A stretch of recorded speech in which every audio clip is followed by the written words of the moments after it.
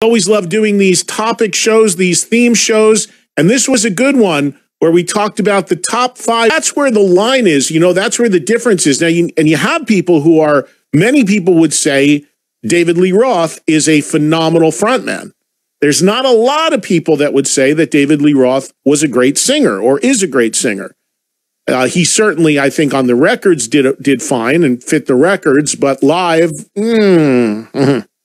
you know, but nobody would argue. Well, here's the thing. I would actually argue this, but most people would say he's a great frontman. My thing with Roth was always like, I didn't care for that way of fronting a band. Like, he was always like the big beat in the chest ego guy up there. You know, he would do things like swing a sword around, and he would just stand there for 5-10 minutes and let people applaud for him. That used to make me nuts, being honest. I mean, I didn't care for that sort of thing. I get that he was great the way he moved on stage and looked and all of that. I get that. But just in terms of the way you present and project, I don't know. It was just some people were really caught up in that like ultimate rock star thing. I always just thought it was just kind of a little over the top for me. But again, it's all opinion. And then there's like a sleeper guy. You know, I see Stephen Pearcy a lot. Pearcy would never be, I don't think, considered to be the prototypical great frontman.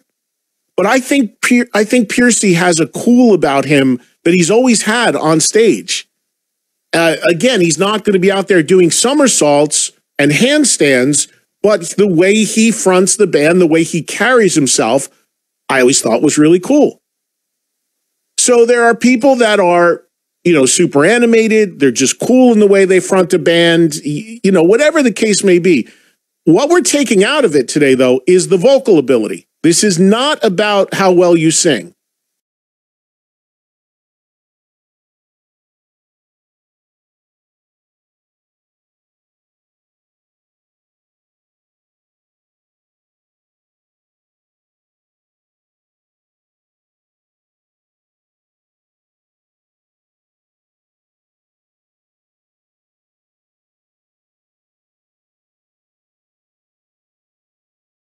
And now, tomorrow, it'll be a week ago tomorrow. How's it feel? Does it feel like you just gave birth to it? You know what? It's a huge relief. It was a very stressful record for me. Why is that?